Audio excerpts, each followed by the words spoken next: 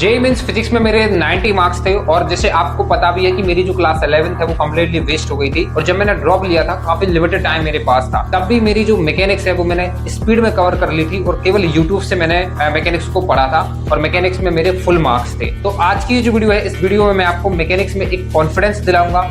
यदि आपकी class 11 completely waste हो गई है तो आप इस लिमिटेड टाइम में मैकेनिक्स को कैसे अच्छे से मास्टर कर सकते हो वो भी मैं आपको बताऊंगा। एंड साथ ही नॉट ओनली चैप्टर बल्कि चैप्टर के अंदर ऐसे कौन कौन से टॉपिक्स हैं जो फिजिक्स का बेस है, जो 11th और 12th की पूरी जो फिजिक्स है उसमें यूज होते हैं, और एनटीए कौन कौन से ऐसे टॉपिक्स हैं, सब टॉपिक्स हैं जहां से सबसे ज्यादा क्वेश्चन जो है वो पूछता है, वो मैं आज की इस वीडियो में आपको बताने वाला हूं। एंड पिछले 3 साल में एनटीए ने नंबर ऑफ क्वेश्चंस कितने पूछे हैं मैकेनिक्स से, वो भी मैं आपको इस वीडियो में बताऊंगा। मैं आपको ये बता रहा हूँ कि इस वीडियो को देखने के बाद आपका मैकेनिक्स में कॉन्फिडेंस एक अदर लेवल पर होगा और कहीं ना कहीं एक ऐसा तरीका मैं आपको बता दूंगा कि आप काफी स्पीड में इस मैकेनिक्स को अच्छे से कवर कर लोगे। वीडियो को आपको स्टार्टिंग से लास्ट तक देखना है और यदि अभी तक आपने चैनल को सब्सक्राइब नहीं किया है तो अभी कर लो। चलो वीडियो को स्टार्ट करते हैं। वीडियो में आगे बढ़ने से पहले मैं आपको बता दूं कि 3.5 से 4 महीने बाद आपका जेईई मेंस का फर्स्ट अटेम्प्ट है और आपको भी पता है कि जेईई एक बहुत बड़ा एग्जाम है, बहुत ज्यादा कॉम्पिटिटिव एग्जाम है और यदि आपको इस एग्जाम में अच्छा परफॉर्म करना है तो आपका जो एग्जाम टेम्परामेंट है वो डेवलप होना काफी ज्यादा जरूरी है और इसके लिए आपको मल्टीपल मॉक टेस्ट देने होते हैं। तो यदि आप एक बेस्ट टेस्ट सीरीज की तलाश में है तो इसके लिए मैं आपको रिकमेंड करूंगा test series by test book. इस टेस्ट सीरीज में आपको 200 प्लस से भी ज्यादा मॉक टेस्ट देखने को मिल जाएंगे, जिसमें 94 से भी ज्यादा चैप्टर वाइज, 44 से भी ज्यादा पी बाई पी एस मतलब जो पास्ट ईयर पेपर्स हैं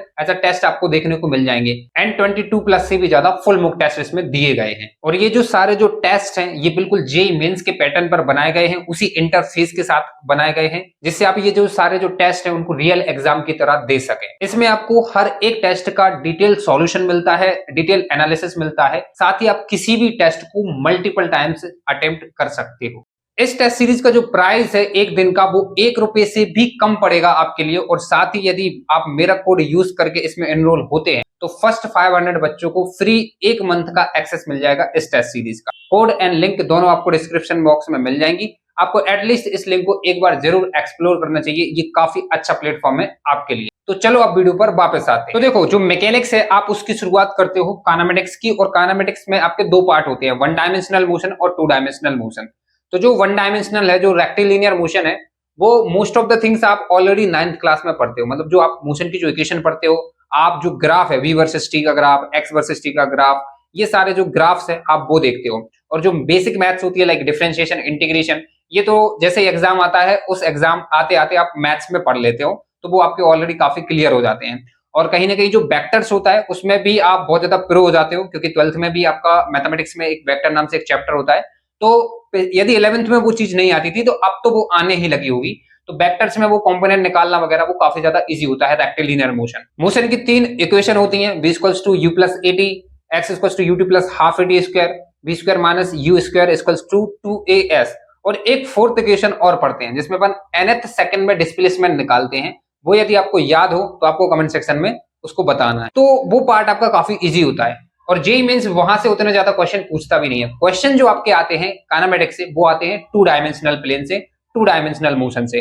तो जो आपका जो 2 डायमेंशनल है उसमें आपके 2 सेक्शन होते हैं, एक आप प्रोजेक्टाइल मोशन पढ़ते हो और एक आप पढ़ते हो रिलेटिव मोशन। अब देखो जो प्रोजेक्टाइल मोशन होता है ना, ये केवल 1 घंटे का टॉपिक है। प्रोजेक्टाइल मोशन में आपको एक डेरिवेशन देखना होता है और जो 3 फॉर्मूले होते हैं, रेंज, मैक्सिमम हाइट और टाइम ऑफ फ्लाइट, वो आपको याद करने होते हैं। और डेरिवेशन आप पर बन जाता है तो काफी इजीली तरीके से आप उनको याद भी कर लोगे और ड्राइव भी कर लोगे। और यदि आप डेरिवेशन देख लेते हो तो वो थोड़ा सा कंफ्यूज भी करते हैं आपको पेपर में, तब भी आप पर बन जाएगा। वो कभी कभी क्या करते हैं, हॉरिजॉन्टल जो है उसको भी एंगल थीटा के साथ ले लेते हैं जिससे अपन को एक्सेलरेशन ड्यू टू ग्रेविटी का कंपोनेंट लेना पड़ता है। तो यदि आपने डेरिवेशन देखा है तो आप वो भी बहुत आसानी से बना लोगे। तो प्रोजेक्टाइल मोशन होता है, काफी सिंपल है। इसके बाद सबसे ज्यादा दिक्कत आपको आ सकती है रिलेटिव मोशन से और जेईई मेंस में एनटीए रिलेटिव मोशन से एक क्वेश्चन तो कंफर्म पूछेगा जिसमें आपको river man problem, rain man problem and wind problem आपको पढ़नी होती है। तो आपको कुछ भी नहीं करना है, यूट्यूब पे आपको इनके इंडिविजुअल वीडियोस मिल जाएंगे, ठीक है ना। जो एक आपने पढ़ा भी होगा कि रिलेटिव मोशन की जो इक्वेशन होती है, जैसे आपको वेलोसिटी निकालनी है, velocity a with respect to b, तो वो आपकी होती है velocity of a minus velocity of b। इसी फॉर्मूला का यूज करके आप ये सारी जो प्रॉब्लम्स है ना इनको बहुत आसानी से आप सॉल्व कर सकते हो। और मैं कह रहा हूं कि एक एक प्रॉब्लम उठा लो और 5-5, 6-6, 7-7 क्वेश्चन कर लो। एनटीए एक क्वेश्चन तो इन तीनों प्रॉब्लम में से किसी पर देगा ही देगा। तो आप ये समझो कि काइनेमेटिक्स जो है वो आपकी काफी सिंपल तरीके से हो जाएगी। और इसमें ना बस प्रोजेक्टाइल मोशन से क्वेश्चन आ सकता है और रिलेटिव मोशन से आ सकता है। रिलेटिव मोशन में ये जितनी भी प्रॉब्लम है 5-5 6 क्वेश्चन कर लो, आपकी काइनेमेटिक्स डन है। इसके बाद यदि मैं बात करूं Newton's laws of motion, work, power, energy, ये जो चैप्टर है दोनों, ये फिजिक्स का बेस है। ये समझो कि 11th और 12th, इवन जब आप इंजीनियरिंग करने आओगे, जब आप वहां पे फिजिक्स पढ़ोगे या फिर आपको फिजिक्स में कुछ आगे कुछ करना है, तो ये दो चैप्टर है ना, ये फिजिक्स के फंडामेंटल चैप्टर्स हैं। फिजिक्स में आपको फील ही तभी आएगी जब आपके ये दोनों जो चैप्टर हैं आपके क्लियर होते हैं। यदि आपको फिजिक्स जो है उसको अच्छे से मास्टर करना है, मैं ये कह रहा हूं कि not only in 11th class, बल्कि जब आप 12th क्लास में इलेक्ट्रोस्टैटिक्स पढ़ोगे, आप रे ऑप्टिक्स पढ़ोगे, आप इवन मॉडर्न फिजिक्स भी पढ़ोगे ना, वहां पे भी आपको वर्क, एनर्जी, पावर का यूज होते हुए दिख जाएगा। आपको फ्री बॉडी डायग्राम जो है उसका यूज होते हुए दिख जाएगा क्लास 12th में। तो जो न्यूटन्स लॉज ऑफ मोशन है और जो वर्क, पावर, एनर्जी है, ये स्कोरिंग भी है एंड साथ ही में पूरी फिजिक्स के फंडामेंटल चैप्टर्स हैं। फिजिक्स में यदि आपको फील चाहिए है तो ये दोनों चैप्टर आपको आने चाहिए। तो मैं ये कह रहा हूं कि इन दोनों चैप्टर से आपको कोई भी कॉम्प्रोमाइज नहीं करना है। स्पेशली जो वर्क, एनर्जी, पावर है, ये जो चैप्टर है ये जेईई एडवांस्ड में भी काफी पूछा जाएगा और इसके बिना आप पूरी फिजिक्स जो है वो नहीं कर सकते।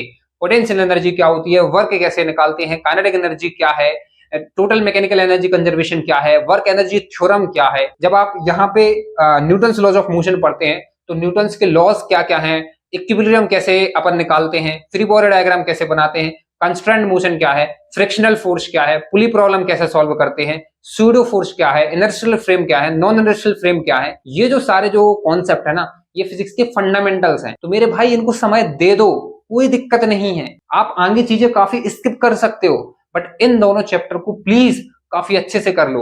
यदि तुम चाहते हो कि आगे फिजिक्स में आपको कभी प्रॉब्लम ना आए, फिजिक्स में आप 90 मार्क्स 100 मार्क्स स्कोर कर पाए, तो ये फिजिक्स के फंडामेंटल चैप्टर्स हैं। और मैं आपको बता रहा हूं आगे के कई ऐसे चैप्टर्स हैं जो आपके काफी इजी हो जाएंगे यदि आप एनएलएम और वर्क, एनर्जी, पावर में प्रो हो तो। अब बात करते हैं सर्कुलर मोशन की। तो सर्कुलर मोशन में सबसे पहले तो वही बेसिक होते हैं। यदि आप देखोगे तो एनसीईआरटी में सर्कुलर मोशन जैसा कोई चैप्टर नहीं है। ये आपको एनएलएम के पीछे ही एक छोटा सा पार्ट मिल जाएगा और वर्क, एनर्जी, पावर के पीछे एक छोटा सा पार्ट मिल जाएगा। और मैं आपको बता रहा हूं कि जो एनटीए सबसे ज्यादा जो क्वेश्चन पूछता है वो इन दो टॉपिक से पूछता है। एक तो बैंकिंग हो गई, और बैंकिंग आप बहुत इजीली कर लोगे यदि आपको एनएलएम आता है तो। यदि आपको सेंट्रीपिटल फोर्स है, सेंट्रीफ्यूगल फोर्स, ये आपके आते हैं। जो सेंट्रीपिटल फोर्स होता है वो mv²/r होता है। यदि आपको ये आता है तो वो इजीली आप कर लोगे।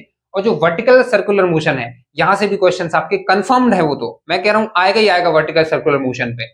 और ये भी आप पोर्शन जो है वो इजीली कर सकते हो यदि आपको वर्क, एनर्जी थ्योरम वगैरह जो है वो काफी अच्छे से आती है, क्योंकि पूरा आप एनर्जी कंजर्वेशन ही लगाओगे। आप इधर भी एनर्जी कंजर्वेशन लगाओगे, आप इधर भी एनर्जी कंजर्वेशन लगाओगे। एंड ये दोनों टॉपिक्स काफी इंपॉर्टेंट है, मैंने यहाँ पे लिख भी रखा है। तो सर्कुलर मोशन में आप इन दोनों टॉपिक को अच्छे से कर लेना, आपका सर्कुलर मोशन जो है ऑलमोस्ट पूरा हो जाएगा। अब बात करते हैं सेंटर ऑफ मास की। तो सेंटर ऑफ मास जो है, ध्यान से देखोगे, अगेन एनसीईआरटी में कोई सेंटर ऑफ मास जैसा कोई अलग से चैप्टर नहीं है। जो आप रिजिड बॉडी पढ़ते हो, जो आप रोटेशनल मोशन पढ़ते हो, उसी में इसका थोड़ा सा पोर्शन आपको दिया गया है। तो जो सेंटर ऑफ मास है, इसमें आप सबसे पहले 3 सेक्शन में इसको डिवाइड कर लो। और मैं आपको बता रहा हूं कि एनटीए कहां से क्वेश्चन पूछेगा। सबसे पहले कोई भी ऑब्जेक्ट का आपको सेंटर ऑफ मास निकालने आ सकता है। तो पहले सेंटर ऑफ मास की डेफिनेशन समझ लो कि सेंटर ऑफ मास निकालते कैसे हैं, और डिफरेंट ऑब्जेक्ट का कैसे इंटीग्रेशन करके सेंटर ऑफ मास निकालते हैं, आप वो समझ लो। आपका ये एक पार्ट हो गया, यहां से क्वेश्चन एनटीए पूछ सकता है। इसके बाद सबसे इंपॉर्टेंट, मतलब ये समझो कि फिजिक्स के अगेन जो बेसिक है, जो फंडामेंटल है, वो है आपका मोमेंटम कंजर्वेशन थ्योरम। मतलब आप देखोगे हर जगह मोमेंटम कंजर्व करोगे, 11th में भी करोगे, 12th में भी करोगे। जब आप इंजीनियरिंग करने आओगे फिजिक्स में, अगेन आप मोमेंटम कंजर्व करोगे, आप एनर्जी को कंजर्व करोगे। मतलब ये 2 चीजें ना कंजर्व करते ही रहोगे। तो ये काफी इंपॉर्टेंट है, मोमेंटम कंजर्वेशन थ्योरम। एंड इसके बाद जो है कोलिजन काफी इजी हो जाएगा, काफी इजी हो जाएगा यदि आपने ये conservation theorem, work energy theorem, total mechanical energy conservation theorem, ये थ्योरम से अच्छे से, तो आपका कोलिजन भी काफी अच्छे से हो जाएगा। और एनटीए या तो कोलिजन से क्वेश्चन पूछेगा, या मोमेंटम कंजर्वेशन से पूछेगा, या फिर सेंटर ऑफ मास कैसे निकालते हैं वहां से क्वेश्चन आपका पूछ सकता है। So I think centre of mass भी आप आराम से और इजी तरीके से कर सकते हो। देखो रोटेशनल मोशन जो अब आपका है, आपका वो काफी बड़ा चैप्टर है। और हाँ, जेईई एडवांस में यहाँ से भर के क्वेश्चन आते हैं। बट सिंस यदि आप जेईई मेंस ओरिएंटेड अभी पढ़ाई कर रहे हो, या फिर आप फर्स्ट अटेम्प्ट पर केवल अभी फोकस कर रहे हो, तो मैं आपको सजेस्ट करूंगा आप रोटेशनल स्किप कर दो और केवल मोमेंट ऑफ इनर्शिया पढ़ दो। Moment of inertia different object का कैसे निकालते हैं, मोमेंट ऑफ इनर्शिया क्या होता है, आपको याद भी होगा मोमेंट ऑफ इनर्शिया जो होता है वो mr² होता है, राइट। एंड जो पैरेलल एक्सिस थ्योरम है, जो परपेंडिकुलर एक्सिस थ्योरम है, इन थ्योरम्स का यूज करके डिफरेंट ऑब्जेक्ट का मोमेंट ऑफ इनर्शिया कैसे निकालते हैं। आप एक डेरिवेशन देख लो और सारे ऑब्जेक्ट का रट लो और बढ़िया तरीके से 15 से 20 प्रॉब्लम जो है वो सॉल्व कर लो, आपका रोटेशनल मोशन जो है वो खत्म हो जाएगा। तो ये पूरी मैकेनिक्स 1 थी और मैं आपको बता रहा हूं ये आप कर सकते हो, एक बार ट्रस्ट करो, थोड़ा सा कॉन्फिडेंस बढ़ा होगा। मैं आपको बता रहा हूं यहां से एनटीए आपकी शिफ्ट में 6 क्वेश्चन पूछने वाला है, जिनमें से 3 क्वेश्चन आपके मोस्टली इंटीजर टाइप में डाले जाएंगे और 3 क्वेश्चन जो होंगे वो आपके एमसीक्यूज टाइप होंगे, बट 6 क्वेश्चन आपकी शिफ्ट में यहां से पूछे जाएंगे। इन चैप्टर को स्पीड में कैसे कवर करना है और यूट्यूब पे किस चैनल को फॉलो करना है वो मैं अभी आपको बता दूंगा। उससे पहले मैं मैकेनिक्स 2 की मैं बात कर ले रहा हूं कि यहां से कितने क्वेश्चंस आपके पूछे जाएंगे एंड साथ ही आप कौन कौन से चैप्टर जो हैं उनको स्किप कर सकते हैं। ये मैंने स्टार क्यों लगाया है वो भी आपको पता चल जाएगा। सबसे पहले यदि मैं ग्रेविटेशन की मैं बात करूं, एक छोटा चैप्टर है और एक क्वेश्चन आपकी शिफ्ट में आएगा। यहाँ पे सबसे ज्यादा जो चांसेस है वो वेरिएशन इन जी जो है उसी से क्वेश्चन आता है, तो आपको इस टॉपिक को काफी अच्छे से कर लेना है। बाकी केपलर लॉ है एंड मोशन ऑफ सैटेलाइट से भी आपका क्वेश्चन आ सकता है, जिसमें आप एस्केप वेलोसिटी पढ़ते हो, ऑर्बिटल वेलोसिटी पढ़ते हो, यहां से भी आपके क्वेश्चंस आ सकते हैं। एंड बाकी जितना भी ग्रेविटेशन बचता है वो पूरा जो है इलेक्ट्रोस्टैटिक्स का कॉपी हो जाता है, चाहे वो आपका ग्रेविटेशनल फील्ड हो, चाहे वो आपका ग्रेविटेशनल पोटेंशियल हो, सारा जो है वो यहाँ कॉपी हो जाता है। इसके बाद जो मैकेनिकल प्रॉपर्टीज ऑफ सॉलिड्स है, ये सिंपल है, बहुत ज्यादा इजी चैप्टर है, छोटा चैप्टर है, आप इसको काफी जल्दी तरीके से कवर कर सकते हो और यहां से भी हो सकता है एक आध क्वेश्चन आपकी शिफ्ट में पूछ लिया जाए। एंड इसके बाद सबसे इंपॉर्टेंट मैं बात करूंगा एसएचएम की, सिंपल हार्मोनिक मोशन। ये करना कंपलसरी है, क्यों? क्योंकि यदि आप वेव करोगे तो एसएचएम यदि आपने कर लिया तो मैं आपको बता रहा हूँ 20% हेल्प आपको मिल जाएगी यदि आप एसएचएम को अच्छे से कर लेते हो। एंड साथ ही एसएचएम जो है इसमें जो टाइम पीरियड का जो कॉन्सेप्ट है ये क्लास 12 में मल्टीपल टाइम्स यूज होगा। इवन जब आप पूरी फिजिक्स पढ़ोगे तो वहां पे टाइम पीरियड के आपको डेफिनेटली क्वेश्चंस देखने को मिल जाएंगे, न्यूमेरिकल्स देखने को मिल जाएंगे। जब आप इलेक्ट्रोस्टैटिक्स पढ़ोगे, जब आप मैग्नेटिज्म पढ़ोगे, वहां पे हेल्प मिलेगी आपको। आप जब अल्टरनेटिव करंट पढ़ोगे तब भी आपको एसएचएम काफी हेल्प करेगा। तो एसएचएम छोटा भी है, 8 से 9 लेक्चर आपके होते हैं, तो इसको आपको काफी अच्छे से मास्टर कर लेना है। अब इसके बाद मैं बात करता हूँ फ्लूइड मैकेनिक्स की और वेव्स की। देखो फ्लूइड मैकेनिक्स जो है एक काफी बड़ा चैप्टर है, इसमें आप स्टैटिक फ्लूइड पढ़ते हो, फिर फ्लूइड डायनामिक्स आप पढ़ते हो, आप इसमें बेंचोमीटर पढ़ोगे, बर्नौलीज थ्योरम पढ़ोगे, स्टोक्स थ्योरम पढ़ोगे, विस्कोसिटी पढ़ोगे, आप सरफेस टेंशन पढ़ोगे। काफी ज्यादा इसमें आपके टॉपिक्स हैं जो आपको पढ़ने होते हैं, बड़ा चैप्टर है।